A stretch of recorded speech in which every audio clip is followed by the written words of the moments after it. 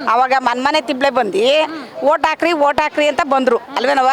Vote ಹಾಕ್ರಿ, ನಿಮ್ಮ ಕೈ ಮುಗಿತೀವಿ, ಗೇಯ ಎತ್ಕೊಳಗೆ ಹುಲ್ಲಾಕ್ರಿ, ನನ್ನ ಗೇಯ ಎತ್ಗೆ ಹುಲ್ಲಾಕ್ರಿ, ನಾನು ಮುಂದೆ ನಾನು ಮಾಡ್ತೀನಿ ಅಂತ ಬಂದು ಈ ಕೆಲಸಕ್ಕೆ ಭೂಮಿ ಕಿತ್ಕೊಳಕ್ಕೆ ಬರೋದು. ಭೂಮಿ ಕಿತ್ಕೊಳ್ಳೋಕ್ಕೆ ನಾವು ಬರೋದು. ನಮ್ಮ ಭೂಮಿ ನಾವು ಯಾವತ್ತೇ ಯಾವ ಕಾರಣಕ್ಕೆ ಆಗಲಿ ನಾವು ಇದು ಗೆಲ್ತೀವಿ. ನಾವು ನಮ್ಮ ಭೂಮಿ ನಾವು ಬಿಡೋದಿಲ್ಲ, ನಾವು ಬಿಡೋದಿಲ್ಲ. ನಾವು ಯಾವ ಕಾರಣಕ್ಕೆ ಆಗಲಿ ನಮ್ಮ ಭೂಮಿ ಮಾತ್ರ ಯಾವ ಕಾರಣಕ್ಕೂ ಬಿಡೋದಿಲ್ಲ. ನಾವು ಇಲ್ಲೇ ಗೆಲ್ತೀವಿ, ನಾವು ಗೆಲ್ತೀವಿ.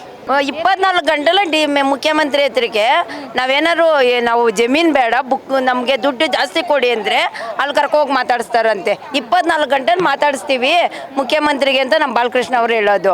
ಆದರೆ ನಾವು ನಮ್ಮ ಭೂಮಿಗೆ ಅಳತೆ ಮಾಡಿಗೆ ಹೇಳ್ದೆ ಬರ್ಬೋದು ಇವರು.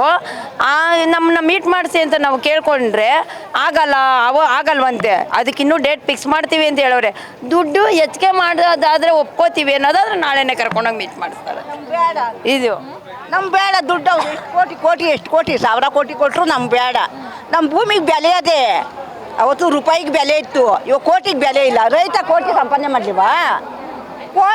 ರೈತ ಕೋಟಿ ಸಂಪಾದನೆ ಮಕ್ಕಳು ನಮ್ಮ ಮಗಳು ಡಾಕ್ಟ್ರೇ ಕಣಮ್ಮ. ನನ್ನ ಮಗಳು ಡಾಕ್ಟ್ರೇನೆ. ಇದರಲ್ಲಿ ಮಗಳು ಕೆಲಸ ಮಾಡ್ತಾವಳೆ. ಅವ್ರಿಗೂ ಕೋಟಿನೇ ಓದಿಸಿ ಡಾಕ್ಟ್ರ್ ಕೆಲಸ ಮಾಡಿಸಿರೋದು. ಅವರಪ್ಪನೂ ರೈತನೇ. ಯಾಕೆ ರೈತರ ಮಕ್ಕಳು IAS IPS ಆಫೀಸರ್ಸ್ಗಳಾಗಿಲ್ವಾ? ಆಗ್ಲಿವಾ? ಏನು ಇವ್ರೆ DK ಶಿವಕುಮಾರ್ ಅವರು ರೈತರ ಮಗ ಅಂತೀರ, ಮುಖ್ಯಮಂತ್ರಿ ಆಗಿಲ್ವಾ? ಹಂಗೇನೆ ಎಲ್ಲ ರೈತರ ಮಕ್ಕಳು ಡಾಕ್ಟ್ರು ಇಂಜಿನಿಯರ್ ಆಗವ್ರೆ. ಅವ್ರೇನೋ ಜಮೀನು ಮಾಡ್ಕೊಂಡು ಓದಿಸವ್ರೆ ಅವ್ರ ಮಕ್ಕಳನ್ನ. ಅವರು ಗೇದೆ ಓದಿಸಿರೋದು. ಅವ್ರ ಮಕ್ಕಳು ರಿಟೈರ್ಡ್ ಆದಾಗ ಎಲ್ಲಿ ಬರ್ತಾರೆ? ಹಳ್ಳಿಗೆ ಬರ್ತಾರೆ. ನಮ್ಮ ಅಪ್ಪ ಅಮ್ಮ ಜಮೀನು ಮಾಡ್ಗವ್ರೆ, ನಮ್ಮ ಅಜ್ಜಿ ತಾತ ಜಮೀನು ಮಾಡ್ಗವ್ರೆ ಅಂತ ರಿಟೈರ್ಡ್ ಆದಮೇಲೆ ಊರಿಗೆ ಬರ್ತಾರೆ, ಹಳ್ಳಿಗೆ ಬರ್ತಾರೆ. ಎಂತ ಡಾಕ್ಟ್ರುಗಳು ಬಂದವ್ರು ಇವಾಗ ಹಳ್ಳಿಗೆ ಜಮೀನು ಅದೇ ಅಂತ. ಮತ್ತೆ